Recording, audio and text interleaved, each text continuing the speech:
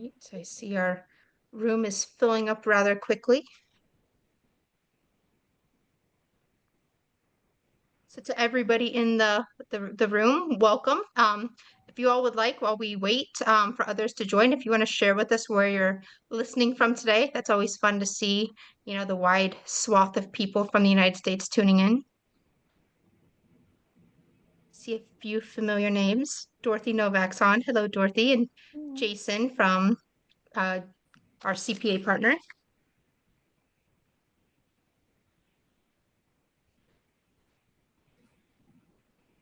All right. Well, as we still have our attendees kind of coming in, I am going to let our attendees introduce their attendees. Sorry, our subject matter experts introduce themselves. So I'm Samantha Lake. I am the COO of ProNovos. I will be moderating today's session, and I am joined by three magnificent industry experts who have so much knowledge to share with you all today. So we'll go ahead. I see Greg on my screen first. So Greg, you want to introduce yourself? Sure. Thanks, Sam.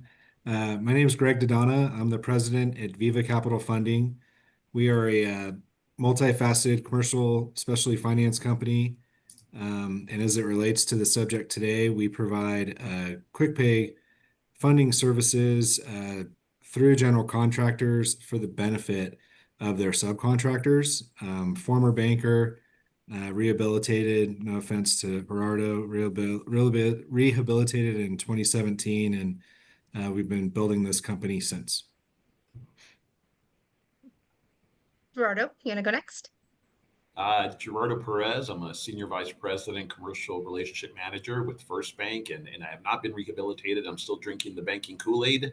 I've been in the industry 32 years, and like I said, I find it interesting working with all kinds of business owners, contractors in particular. And as it comes to this subject matter, a lot of what I do is provide financing for what the organization needs, whether it be lines of credit, equipment financing, commercial real estate, but all in all, just being an advisor to them as they continue to grow and see what their plan is as they want to move forward. And last but certainly not least, Margie. Thank you, Sam.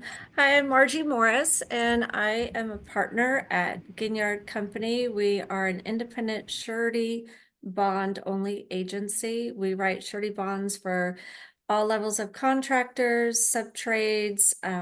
We operate all over the United States and some of the Caribbean islands as well. And we are love dealing with contractors, all levels, and work with the surety companies all over, top surety company writers. And we're just excited to be here to talk about working capital strategies. Yeah, and today, we're really excited about this topic just because, as you know, in construction, cash flow isn't just about paying the bills. It's about keeping projects moving and protecting your profits. So from our side, dealing with the construction financial manager at ProNovos, we often see slow payments, high upfront costs, and unpredictable project cycles becoming critical to a contractor's survival and growth, especially when it comes to their cash flow and working capital. So I wanted to get this group of industry experts together to explore practical ways that you all can strengthen your financial foundation, including how sureties and lenders are evaluating your working capital. We're going to go over when to use tools like your line of credit or quick pay programs, and how to avoid common pitfalls that can strain your cash flow. So before we get started, we are really curious about your experience when it comes to working capital. So on your screen right now, you're going to see a poll, and we want to know which of the following creates the most pressure on your working capital today. Is it slow payments, upfront cost, your over/under billings, access to credit, all of the above, or maybe something else? And seeing some neck and neck early results for slow payment and upfront costs so far. And slow payment seems to be taking the lead. All right, so give everybody another couple of seconds. Slow payments is definitely taking the lead right now. So majority of people are saying slow payments is really putting a lot of pressure on their working capital. So I'll go ahead and end the poll. I'm going to share these results. So I'm curious to know, from Margie, Gerardo, and Greg, does this at all surprise you that slow payments and upfront costs are our top two pressures for working capital? No, Not at not at all. all. No, not at all. We hear it every So the day. good news is they're not alone then. If this isn't a surprise to you all, then it's something typical in the industry. So let's kind of let's dive into that. So Margie, from your perspective as a surety, what are some of the key factors that you look for when evaluating a contractor's working capital strength? So the main thing that I focus on, obviously, is looking at the financial statements pretty much on a regular basis. Usually I see the year-end financials, and then throughout the year I might get quarterlies. So I think as this, if it's a CFO sitting in the financial seat of a construction company, they should be looking at their financials monthly, right? And so the things that we really focus on are, what is the cash position? How are the AR aging reports schedule looking like? Underbilling. So, having good conversations with your PMs on job progress is the key to all of the above, right? If you're not billing, then you could be underbilled, and then you're not collecting receivables, and it can impact your cash flow. So, looking at all of that. And so when I'm talking to a client and I'm asking them about their receivables, I actually want to know let's see the aging of those receivables. And if there's anything over 90 days, let's talk about it. What's causing the collection of it. So those are the key things that I look at. Real quick, can any of the attendees tell me if you can actually see the screen, or the panelist? I'm getting a black box. Can everybody see the screen or no? See a black box. Oh, there it is. There you go. Is it working now? Yes. Perfect. Okay. Sorry about that. I was trying to navigate this without having to interrupt. So Margie, with that said, you know, I know that when we were having this conversation, Greg, we had talked about your curiosity around ratios and how sureties are evaluating backlogs. Did you want to expand upon that? You asking me or Greg? Sorry. Well, it's a combination. I guess whoever wants to take it. But I know that we had brought that up around the idea of Yes. ratios. So we do look at ratios. The surety company underwriters look at ratios. They look at, when they're looking at the working capital to backlog, if you're a general contractor, the general rule of thumb is to have like a 5% working capital case. But if that 5% is made up of underbillings and strung out receivables, then it's not a true 5% working capital case. So the working capital has to have a good balance of cash, receivables, and underbillings. But for a general contractor, a 5% working capital to cost to complete.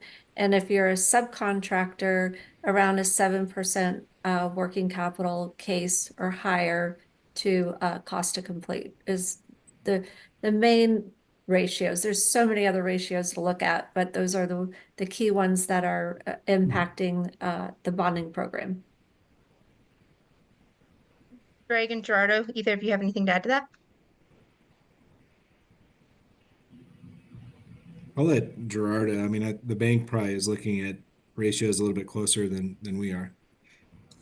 And we are looking at all those ratios, and similar to what Margie was saying, we're gathering that information from our clients on a quarterly basis. So we are looking at these things more in depth, and we understand that in some cases, some quarters, depending upon where they're located in California, we don't get a lot of rain. In fact, we'll get rain today, but we know Q1 is relatively a slower month because of weather and things of that nature. So as I'm going through those information and those ratios, not that I'm discounting, but I'm looking at it with an understanding that Q1 might be a little slower, but I start gathering historical information from them. So as of late, it's just kind of hey, what does Q1 look like 2025 in comparison to 2024? Are they par? Are they looking the same? And we kind of try to pair that up as we're going through it to get that historical information. Mm-hmm. And then just kind of going back on people choosing the slow billing process. It's a conversation I just had with the contractor a week ago. They had mentioned that 30% of their clients are repetitive, but I noticed slow pay. And they were complaining. And I said, well, how long have you been doing business with them? And they're like, years. And I'm like, well, this is no longer slow pay. This is who they actually are.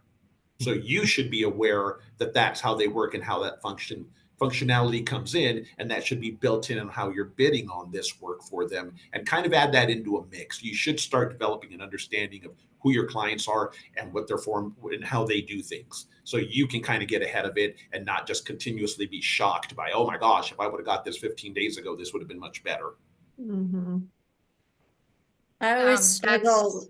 Yeah, I always struggle when the contractor is underbilled, and I'm always like, then you're financing the project, right? So you really want to know who you're building for. Like Gerardo said, who's the owner, and how do they pay, and what can cause, the slow pay. There's always three sides to the story of a slow pay. So. Well, I think there's a lot of general assumption that they put a contract together, but I mean, I don't know. I mean, maybe Margie or Greg may know a little bit better, but I don't know how often our contractors are asking the builder, whereas what is your typical time? Like, let's just be honest, put our cards on the table. If you tell me this, then I can adapt or adjust to that, but don't tell me it's 45 and I'm getting it in 60 or whatever the case may be. You don't want to be surprised by that. Get ahead of it and just ask that question. Don't be afraid to ask that question. From what we hear, what's the worst thing that happens if you ask? Yeah, I think often they're asking the question, and I think the slow payment it's really no fault. It's just an industry challenge. And it starts really with the owner. I mean, the whole process it can be cumbersome. And Gerardo and Margie just said something that's very true. Subcontractors often or in reality are funding the project. They're out the money, they're out the labor, the material, the cost right from the beginning. And then they're being almost reimbursed and getting caught up until the very end when they start to see their profit. So, the slow payment is a reality today. And I think it starts with the owners, and sometimes the general contractors or the primes can't control the pay cycle of the owner. And everyone has a set of rules they're supposed to live by, but it doesn't work that way. And with pay when paid, it just is a challenge on working capital for everyone up and down the ladder. And if you're doing public work versus private work, if you're a general or a sub, I think the biggest thing is, and when you hear slow pay, you have to understand, like, if it's a public owner and, do you know the payment process application? Because there are like certain public owners that will let you get 2, 3, 4 pay apps down the road before they kick all of them back because the first pay app was wrong. And you've got to take a class, a training on how to go through the payment process. And so, that's a question that I always ask, like, is this a new owner? Do you understand their payment app process? So those are all upfront things that you can vet out before you even go after a job, so I think that's really important, and it's a valid question to ask, like, because your payment terms are payment terms, right? So then it's like, well, what is the trick to getting through the payment process? So we know that slow pay is an issue that a lot of people are facing, and you all just laid that out, perfectly. So I'm curious to know now, Greg, like, let's talk about the diversification of your capital tools. So, we have things, cash obviously is king, as we know. Then you have your line of credit, you have QuickPay programs. You can you can work directly with your suppliers. So there's a variety of things that you can do. So can you kind of walk us through how people should be thinking strategically about their working capital? Yeah, I mean, absolutely. I think first of all, it's so important, to have good controls over your billings, right? And to try to stay in the best place possible with your billing practices and timeliness and accuracy. But in terms of the different levers that can be pulled, it's important to have relationships across the board. I mean, having a good relationship with your banker and having an established line of credit that's in place is paramount is for any company, and especially a growing company, or those that are taking on, new projects. So lines of credit are certainly there. And in doing that, you also need to make sure that your surety and the people, placing your bonds are well informed and on board with what you're doing, the projects you're taking on, and the type of leverage that you might be able to incur. Quick pay programs, whether they're offered through the prime or the general contractor, that's something to have good knowledge about and how that works, and what the parameters are and the expectations are around that, so that if you ever need to accept a quick payment, even if it's at a discount from the general contractor, if they're in a position where they can provide that, it might make sense. It might make sense on the first cycle, or might make sense depending on, other projects that you have teed up, or where you stand on your working capital and your ratios. Credit cards, certainly that's something that can be used, typically by smaller subcontractors that are establishing themselves. Not ideal, really, and also a very limited line of credit and capacity that can be there. Probably not going to be viewed, too great, in terms of your bankers or what have you. So I think just diversifying and understanding all the different tools that are out there, certainly your own cash and liquidity. I think bankers and your bonding company are going to want you to be in the best place that you can be personally. But as you take on bigger projects, it's probably better to use other people's money in a profitable and responsible manner. Margie, Gerardo, anything to add? I think that's really well said. I mean, Greg kind of hit it on the head. I think it's just having those relationships to be able to turn to them. I think when it comes to most businesses, the conversations that I usually have with them is, what they need from a working capital perspective, what they're going to need from a CapEx perspective, what their projects are, and kind of understanding that, I'm going to repeat it 100 times, is that a revolving line of credit is short-term working capital. You're putting it out there because you're having to carry the project to start with. Then you're going to get paid wherever down the road, wherever that project takes, 3 months, 6 months, 9 months. But as soon as you get that money back, you're paying down that line, because you do have other projects that are coming up. So you have to keep paying that down. So you have to not only know what resources are available to you, but how to utilize them properly. And I've talked about this with Gerardo in the past. I mean, I think, as bankers, and then, understanding accounting, you want to match the best that you can. Your projects, your AR, your cash, and your working capital solutions. You want to match them and use them effectively, so that you don't, rob Peter to pay Paul, or get caught in a situation where you're calling your banker, or you're having to look for factoring that might be out there, and you're kind of chasing the money at that point. That's always a difficult position to be in as an operating company. It's kind of a defensive position. So I think, being proactive, understanding, and having all those levers there to pull, even if you don't need it, I think is important. Right. Because I mean, at the end of the day, as you said, when you're being reactive, as much as we have your financial information in hand, banks are just not that excessively nimble to go, hey, I need this tomorrow. That's just not going to happen. We've got to go through processes, and we've got to document, and we got to do these things, and we got to put it together. I mean, so being ahead of that and having those conversations. And although I know most contractors are extremely busy, when the bank is calling or your surety's calling and say, hey, let's have a conversation, let's get caught up. It's really because we're looking at the information we have, and we see things up and coming potentially. And we want to know how you're going to support that. Or if I happen to notice, hey, you're 80, 90% into your line of credit, and I don't see that balance coming down, I need to have that conversation to know, hey, what are you going to do? We're in June and you're already almost fully maxed. Like, we've got to have those conversations and make that time for that relationship so that we can, like I said, we're not here to persecute you. We're kind of here to understand, and how do we help advocate for you? Yeah, I think that, talking about surety is credit, line of credit, banking, it's credit. And so like the surety industry wants you to have a line of credit, like they do.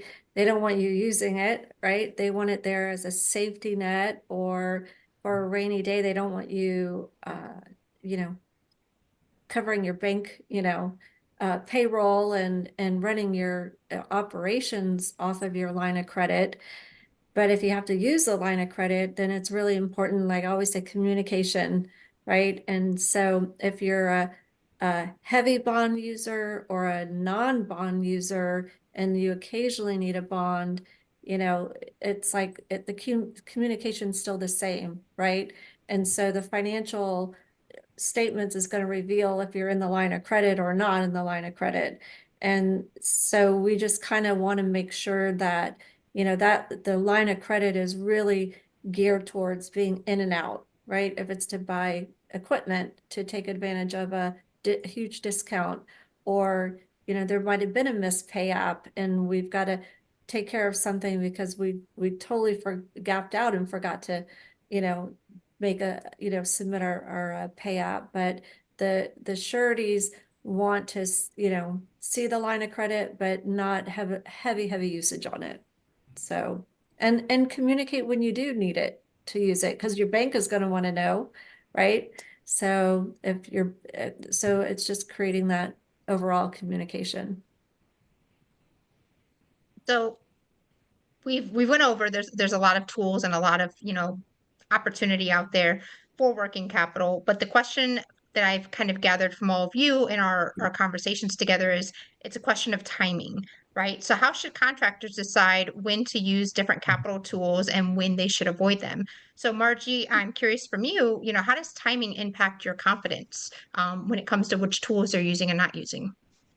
I think, like, again, in the surety world, if you're not collecting your receivables and now you have a cash flow issue, then there's different layers to look at. If they're obviously looking at the personal wherewithal of the owners, are they willing to loan some money in to help with the shortcoming?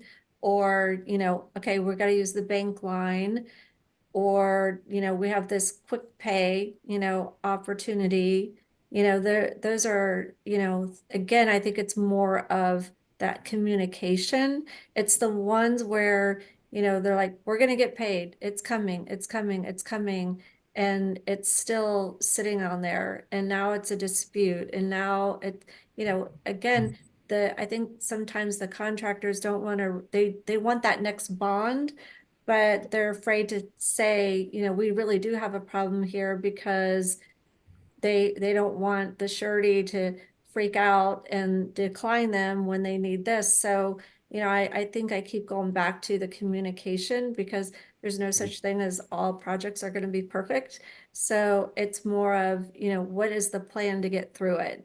It's not don't bury your head in the sand as much of it. It's like, here's our plan. This is what we need to do. If you're a successful construction company, you're going to run into problems. Everybody's going to run into problems. It's just how you're going to work through it. And, and I've seen my fair share of clients, and, they've had to go way into their bank line, and then they've pulled way back. The things that where the confidence wanes is when they keep saying it's coming next week, and then it's not next week, it's okay, 2 weeks from now. So just be realistic, and that's what everybody wants is, so what's the real reality of it all?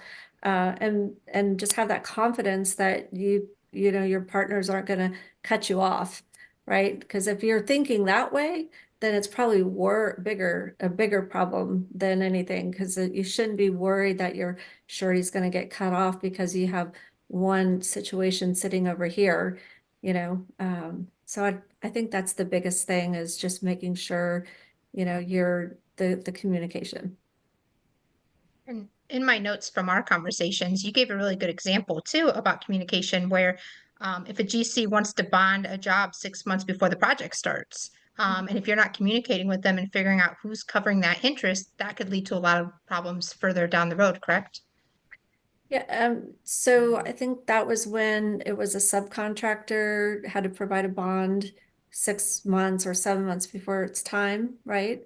And so, what are the upfront costs that, are they able to bill? It's really understanding again, your relationship and your ability to bill, and the timing of that. If it's if you have, some contracts I see where it's like, we'll pay for stored material.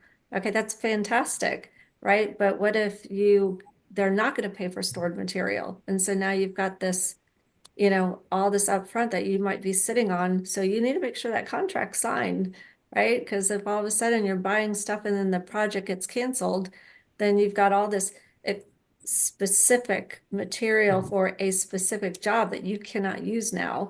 So, it's important to know, you know, is the funding in place? Is everybody ready to go on this? And, what's the upfront outlay and how am I going to get paid for that?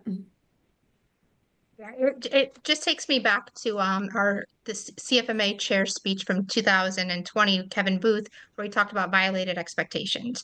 And that seems to be when you talk about communication and conflict, it often comes down to violated expectations, people making assumptions or, things are said verbally, but then you don't have that written in the contract. And so one person's working from this set of assumptions, whereas the other is working for the other. So it's probably just best to get it all written down on paper, and I know that you all have shared too, and speaking with other professionals in the industry, that sometimes, there's so much pressure to get the job moving and get things going. And like, we'll circle back to that, let them deal with the paperwork. But that does put yourself in a pretty risky position, right? Mm-hmm. I think it's like, you got to remove, like we always say in our world, when we hire a producer, we don't put them on commission. We just want them to go and look for clients, right? Don't worry about, how am I going to make, feed my kids, right? We just want them to focus on, finding new business and rewarding them through a salary and stuff. And so I feel like estimators, they might get incentivized, right? So they're going to get a job, and then it's like, we got to sell that job. And, is it a good job? You're not going to know if it's a good job unless it's, until the job's over, right? You don't know how profitable it's going to be. So I think it's everybody in the company working together, the estimator, the project manager, the accounting department. But oftentimes I hear the accounting departments fighting with the project managers because the pay apps aren't in. And so there's all this. So it's like, you've got to harness everybody together and know you're all working for a common goal, right? Is to make money for the company, finish jobs, everybody gets rewarded. So, you know. By the way, I didn't even realize Kevin Booth is on the webinar today. He just dropped us a comment. So, Kevin, Oh, that was just serendipitous that I remembered your quote from your speech. So, welcome to the webinar. Gerardo, I'm going to switch over to you. So, from a lender's point of view, how do you look at it when you see people borrowing too early or too often? I guess it's a timing of it, and really, it's Margie said it best. It's communication. We've got to know. It is my job to know what they anticipate as we're coming into the fourth quarter here. Is I usually around this time frame or October before the November and the holidays come in to have that conversation. What is next year going to look like? What do you anticipate? Is there a capital need? What's the next 12 months? Are you going to need more equipment, vehicles? What are you going to do here? Can we set that up? What do you see from the line of credit perspective? And let's have that transparency of it, because reality is, I think every contractor here on the call, I'm sure, has already finished their 930 financials and has that ready for their bank or their surety if they need them, right? It's understanding that if something went wrong in August on a project, I should know in August. I shouldn't be finding out or looking at and discovering it when I get that financial information end of October.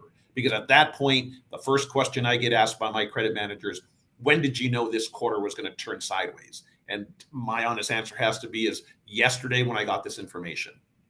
And now it makes it very hard for me to advocate because I have no information to back you, because there are problems. Jobs do run into issues. It could be a one-off. It could be, there's tons of reasons for that there, but I need to know and have that information there, because when they come to me and go, hey, we're borrowing, or happen to notice historically, if they've been a client, that if they've got a $5 million line and they usually keep about $1.5 million to $2 million as an average balance that kind of fluctuates up and down, great.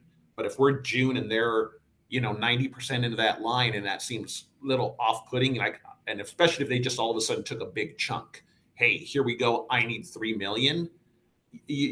I've got to start to wonder why, going, what is happening? It's something I don't want to make assumptions, but I'm going to make that phone call. And although we make that available to you as a full utilization, if it just looks a little bit off par, I'm going to ask. And like I said, it's not an accusation. It's help. Walk me through this. What came about?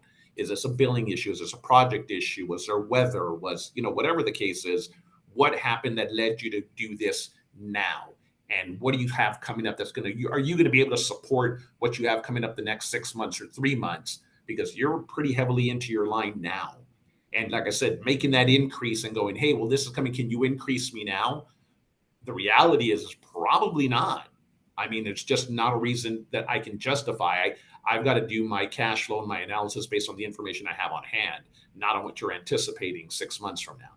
Yeah. And so that's the rub there. So utilizing these tools, we should be in lockstep to know if I give you a $10 million line, it's because we've done that analysis. We've gone through it. We know what you intend on using, and you're going to be in and out of it. If there's an equipment need, we set up a line of credit specifically for equipment that you can borrow on that for 12 months, interest only. And when you're saying, hey, I'm 10 months in, and I've purchased everything I want, then we'll term it out at that point. Or we can term it out whenever you really want. But it's understanding that, because a bad time to use these things is, hey, we've got this great project. Wow, we need 10 more trucks and some, other, we need some more yellow iron. Well, we'll get, our interest rate's way better on our line of credit than it is getting it from, Caterpillar or whoever you're getting it from. So I'm just going to hit it on that, and then I'll go to my bank and we'll term it out then. That's just causes issues. Because if you can't cash flow it, if we're terming that out over 5 years and you just assumed we would, that's a problem. So I think it's just that open line of communication. Your banker is there to support you, help you, and advocate you. So is your surety, any of your finance team is the idea that just because there's bad news doesn't mean that it's going to turn into worse news if you tell us. Yeah, I think from my perspective, in terms of knowing when to use and avoid the tools, I think it's fair to say with Gerardo and with banks that, they're always going to want to prove to themselves that you're not funding losses with an increase in your operating line of credit. And so sometimes there can be a great project or a great opportunity that justifies that increase in the line, but looking back, it may not make sense to the bank, or they may be worried that something's coming up, because not everyone's always totally transparent, and there's not a lot of clarity sometimes in the world. But that's where a specialty finance company like us, or talking to your general contractor, or looking into QuickPay options through the general contractor can be a game changer, really, in terms of growth, because it's basically allowing you to access working capital early for a small discount without leveraging your company, without tying up a borrowing base or taking on more debt, but instead getting that cash on hand, being able to mobilize for your project, or pay for your store materials, or even work discounts with your suppliers that are out there. So again, kind of knowing when and when to avoid. You don't want to take a discount on a project that's already underwater to get paid a little bit early. But if you're ramping up and it's going to be something that's going to boost your financial strength over the long term, and it's a project that has a great, prime and owner, then that's something that the next cycle or the next go around you meet with your bank, you're going to be able to say, look, this is what we did. This is why an increase in our line's justified. And then they go to Margie and the surety, and same thing. We want an increase in our capacity because we got through this other project, and look at what we're able to do. So I think just knowing, when to use things and that they're available. Always explore. Well, we have 2 questions. The first, and I guess maybe Greg, we should have thought to answer this. People want to know, well, I have one question. Want to know what QuickPay is? So I'm going to let you answer that very quickly. And then also for all three of our panelists, the second question is, if slow payments are a reality of the industry, what thing or things could or should change to help expedite the payment process? So Greg, I'll let you answer the what is QuickPay, and then everybody can kind of jump in on the reality of slow payments in the industry. Sure. There are different, so QuickPay is basically obtaining early payment compared to pay when paid from your general contractor. That can be funded by your general contractor. It's going to come at a discount. You know, the discounts are maybe, depending on who you're talking to or who you're working with, they may be large, but in our experience, they're small. You know, maybe 1.5% to 3%. There are many large general contractors that offer something like that. Then there's also third parties like us that line ourselves up with general contractors and offer it to subcontractors through the general contractor. So the general contractor is maintaining complete control. All the lien rights are staying in place. They're not leveraging themselves. They're still paying when paid. They're just paying the group that already funded on the sub. The sub's accepting the discount. The benefit to them is that they're probably reducing their cash cycle by anywhere from 30 to 60 days, which can be material, especially in the beginning of a project, when you're really not yet to the profit side of things. So, what we've experienced over the 8 years of doing it is this is normally priced in to the project, like Gerardo was saying. Know who you're working with. 30% of your general contractors are paying you in 60 to 90 days. And they have been for years and years. They're probably going to do it on the next project too. So being able to accelerate your cash cycle might be something you want to explore.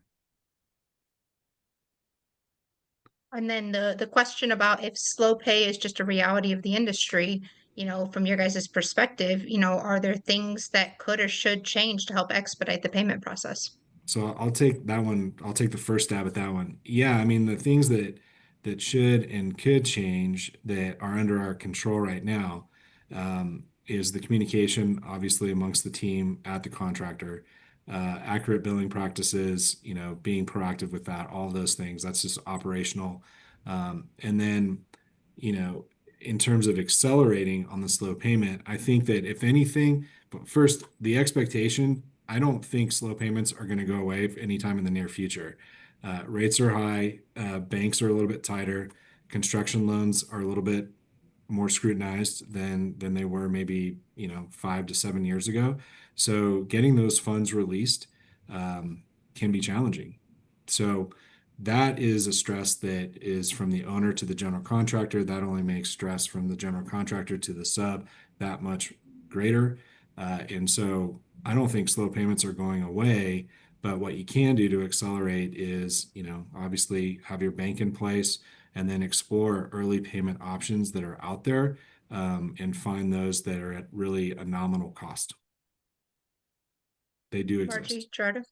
Yeah, I think if you're a general contractor and you're going to take a job with a new owner, that's where it's unfamiliar, right? So if it's a repeat owner and you know the process, that's important. So you have to do your upfront due diligence, and like Greg said, unfortunately, slow pay is not going to go away, but I think, again, if you're a general, even as a sub, if you're a sub and you have to know who you're working for, right? You have to know, I always say the cast of characters. Who are all the cast of characters? You can run D&Bs on people to just see, what that reveals relative to how they pay. Reference checks, are key. Verifying funding is critical on private projects. It's not, we have a letter of intent and we have a loan commitment, but it hasn't closed yet. Well, if it hasn't closed, then it's not funded. So, there's all these variables, but I think one thing is you have to build up your war chest. You really do need to make sure you have enough cash cushion in your company in order to, deal with this, because you may, as a general, have a sub who is a specialty sub And if you're not paying them, it could, really impact. So you're going to pick and choose who you're going to pay if you haven't been paid, because you got to keep the project going. So having that extra cash, is going to, cash is king, right? So, I mean, those are just some add-ons, that, to what Greg said. Yeah, and I think, like I said, both Margie and Greg covered it really well. And I think the best you can do as a general or a sub, I mean, is just focus on how do you manage your slow pay? What percentage of your projects are slow? Because some of them, like I said, they're just a little slow, and some of them are crawling. And so you kind of have to determine how do you improve yourself and being diligent, knowing who you're doing business with. That's the only thing you can control is how you're managing these jobs and how much detail and how much conversation you've had prior to getting into this work, to manage that for yourself. But yeah, Margie hit it right on the head. Cash is king. Build up that war chest. Give yourself that cushion. Like I said, I love putting out lines of credit. Boy, I still love seeing that they're not leaning on that line as much and they're just working straight from cash flow. That just looks absolutely wonderful, on our end, to be able to continue to support you and do more for you. And lean on the data analytics tools that are out there. They can analyze the WIP, that you have in place. They can help you to forecast and to kind of identify where cash shortfalls might be coming up, and or where there's opportunity too. So I think, in today's world, there are some great tools out there for the data analytics. ProNovos being one of those. So if you're still using I Excel was and you do not have a tool that is real time, I'm going to straight up throw in a plug for ProNovos and highly recommend that you at least investigate these types of tools that, bridge the gap between your ERP and your reporting. Yeah, and in Well, today's market, people worry about the cost, and I'm like, I don't think you can afford not to have these tools in place. If you're suffering from all of these little symptoms or little things that are coming about with slow pay, you've got to know, is it a particular project manager? Is it two? Is it three of them? Who is it? Identify those, and the sooner you can, that's basically money right back into your pocket. Yeah. I mean, so I honestly, if I walk into a contractor and I see a little technology and weak accounting and things of that nature, I mean, there's way too many red flags that turn me away to go, you're not respecting your own business. Why would I consider respecting it and giving you money for it? That is very insightful. So let's build on that and the pitfalls. So Margie, when we were chatting, you shared some really interesting insights in regards to underbillings and the impact of getting, bonded. Can you kind of dive in a little bit deeper, and expand upon how that impacts, how you're looking at a potential client? So I mentioned earlier, like there's good working capital and bad working capital. So whenever I'm talking to a new contractor and they're like, oh, I have 5 million in working capital, I'm like, that's great. Well, let me see your financials. And so when I see the financials and it's zero cash and it's AR and underbillings, then you got to dive into a little bit more and understand, what's driving your underbillings, because underbillings on projects, depending on if it's the beginning of the job, if it's middle of the job, or at the end of the job. And, and if you're a GC or a sub. So if you're a general contractor and you're underbilled and you're 90% complete on that project, that's going to be a little bit, we're going to need to know more about what's going on there. Because is it unapproved change orders? Is what is causing you not to be able to bill for something that you are nearing completion on? But if it's early on, it might be that you had to help buy something early on, in the project, and you just haven't put your billing in yet. As a subcontractor, a lot of times you're a little bit more underbilled, versus a general contractor. But you also want to make sure that you're not getting, beat up by the GC, on pricing and buyouts and stuff like that. And so, again, underbillings can be good and bad, right? It just depends on where you are in the project. And so, again, when you look at a full financial statement, meaning the balance sheet, the income statement, and the work on hand, the work on hand is what the surety it's like your report card. So the closed job schedules, if you have a trend of like 5 years of financials, you're going to see how your projects are closing out. And that's, again, you think about the surety is extending credit to you, surety bond credit to you on your projects, your experience, the type of projects you complete, the size of the projects you complete. So if all your jobs are showing a trend of the balance sheet showing underbillings, and then those projects that were underbilled closed out and they have profit fades regularly, then we know, or losses, they turn into losses, then there's a disconnect.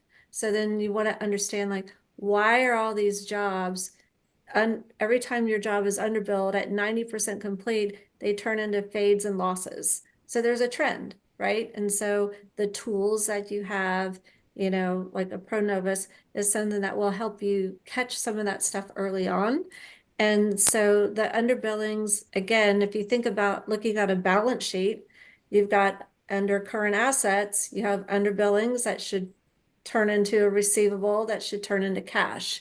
And so, that's kind of where we, again, take a little bit harder look, because, it all, the financial all ties together. And then again, the credit is extended on how successful you are on completing those projects. So. And Gerardo, you have a horrible poker face. I feel like you could create a support group with Margie because you're agreeing with absolutely everything she's saying. Do you have anything you want to add to that? No, I mean, we hear it all the time, and it just comes back to the biggest challenges that I tend to see is just the lack of tools, the lack of capacity internally to track their projects. Because you'll have these conversations with whether it be the controller or the CFO or the owner, and you'll mention 2 or 3 projects, and they look at you like, "What? Like, huh?" They just don't know, nor do they have anything in place to immediately pull up and say, well, let's pull up your whip and see what these projects are, the ones that are lagging, suffering, cost runoff.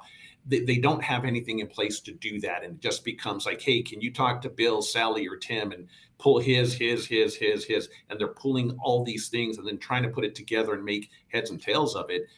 It just doesn't work. I mean, there's just the technology exists. It's there. Invest in it. This is what will help you get to that bottom line to better understand what you're doing. And again, another plug, I've seen ProNovos as programs, and you see a variety of things. I think at the end of the day, it says a lot to me, because that your whip, that information, this is your report card. That's your identity. That's that's who you are. You can tell me anything otherwise. No, that's not who you are. This is who you are. And if we notice, if I can't pick up on a trend on your billing and what your philosophy is on that, the answer is you really don't have one. And each project manager is doing their own thing and kind of running chaos or havoc or doing really well at it. But I think it's just understanding that we're not, as a surety or as a banker, we make money by giving you more and doing more for you. So us telling you there's an issue is you've got to recognize that and put those things in place to get you, because you will be capped out based on the information you have and what we're seeing here. But yeah, Margie hit it on the head. And like I said, when it comes to this stuff, like I said, we could create a support group and, we could lead the way on that. But I think it's there, and I think people want to. I think sometimes maybe they just don't understand how to.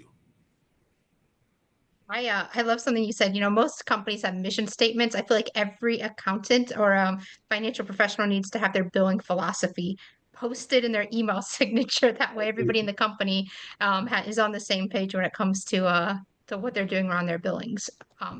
So we're gonna move on. We've got a very deep, robust conversation. I want to make sure we leave some time for questions at the end. So we were going to go through 2 scenarios. But I think if my panelists agree, scenario number 1, we had some really great conversations around. So if there's no objections, I'm good with us just covering scenario 1, and then we can open it up to some Q&A. Everybody good with that? And if there's any questions around scenario number 2, feel free to ask during the Q&A, and they can certainly address those. So scenario number 1, you're a contractor, business is doing well, you're winning a lot of work, and you're growing quickly. How could the working capital impact them? So Margie, you want to lead the way? So, if you're winning a lot of work and it's all coming out of the ground right away, that's when it could really hurt a contractor because all the upfront costs are, the cash outlay and everything to get that job going, so there's a lot that's going out right away. So the working capital really needs to be robust. We did have a really good conversation around this because I feel like, it's not a bad thing to win a lot of work, but, it's who is it with? Where are you working? Are you having to hire new people to execute this work? Is the infrastructure in place? Does this follow your business plan? I think it created more questions beyond just, how could this impact them? So I feel like if you are wanting to grow organically through, or expanding your territory, know your business plan and know what it, that your external advisors are bought into the business plan and, and how you're going to, especially if you're going in another territory, who are the subs, how are you going to get good pricing, with, if you're going to another state and so there's so many things that go into it. I think it's just more of, if you have a solid business plan on how you're going to execute that work, that's going to be the key. Is it being able to explain that to your banker, your bonding, how you're going to execute the work. So that's kind of what my initial thought. There's a lot more, but I could take a whole other Whole 3 other webinar. a whole other webinar. Gerardo, Greg, anything to add to that? I think Margie said it really well. I think the question of the terms that I like to hear from contractors as they're winning work or doing stuff is early on, they're telling me either at the beginning of the year or the latter part of this year is just to say, hey, we're looking at next year and we know currently based on what we have on hand, we have the capacity to handle this much more growth. If we were going to go, I mean, when I hear that, it's kind of like music to my ears because they understand, they've done the diligence to understand we've got the equipment, the manpower, the people, and like I says, everything is in place. Currently, if nothing changed, we can handle 10% more, 20% more, whatever that number is. And then we have that conversation. Well, if you win most of what you're bidding on, what is it that you're bidding on? And we go through that. Are they new companies, new people? What is it that's coming up? And then having that conversation so we can kind of prepare for that. It's if they're just, like I said, just going, guess what? We just won 3 contracts we didn't think we were going to win. Great. But now what? I mean, we can't, if you're anticipating now we're going to grow 40%, well, guess what? I can't loan you on that 40%.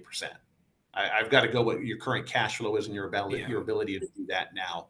And I think that's where it's not like I said, it's great you're winning, but the question is, why are you winning? What is it about? Are you bidding correctly? Are you underbidding on all this here? Getting into the weeds as to why that works.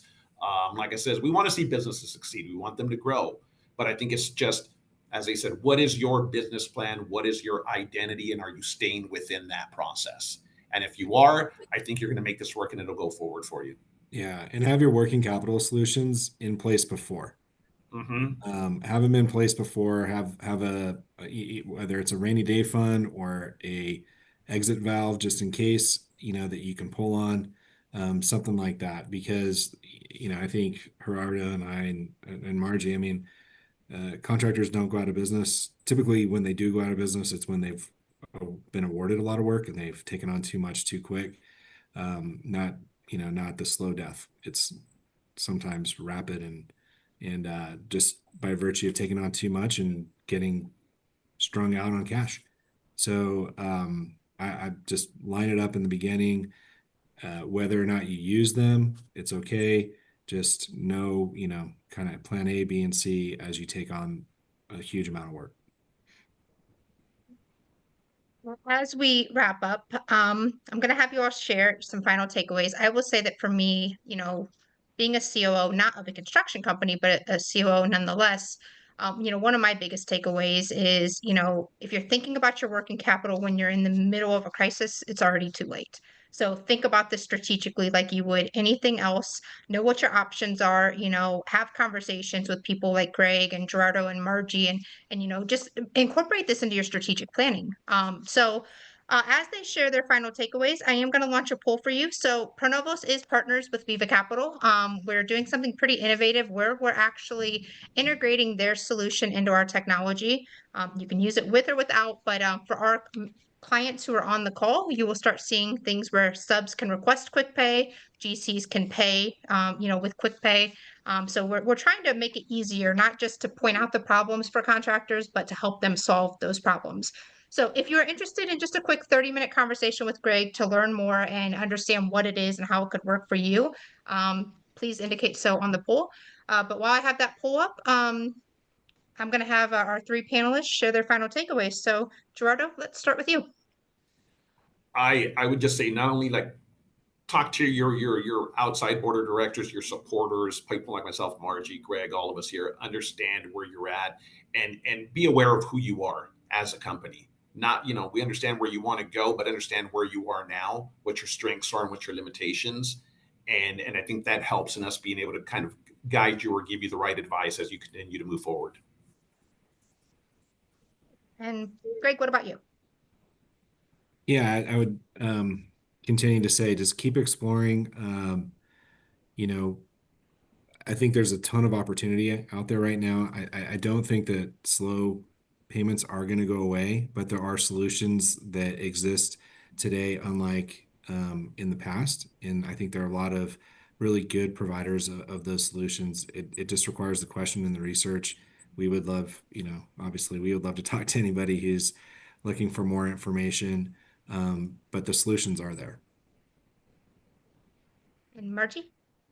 I think being an entrepreneur can be really lonely at the top, and you have to make a lot of decisions, and you're relying on people feeding you information and giving you information and basing decisions on that. And I think it's really important that, being in a peer group, having your strategic external partners, they need to be your trusted advisors. When somebody comes to me and says, "Hey, what do you think? What do you think the surety is going to say?" I'm going to say, "No, you tell me what you think. Like, I want to know that you feel good about this, right?" And so I just think it's really important to have those candid conversations that you're going to get what you not what you want to hear, but what you need to hear, right? I think that's really important. So your trusted advisors should be surrounding you, and being involved in strategic planning and peer groups and stuff like that will be really helpful for a contractor who is growing or even not growing, right? Because you only know what you know.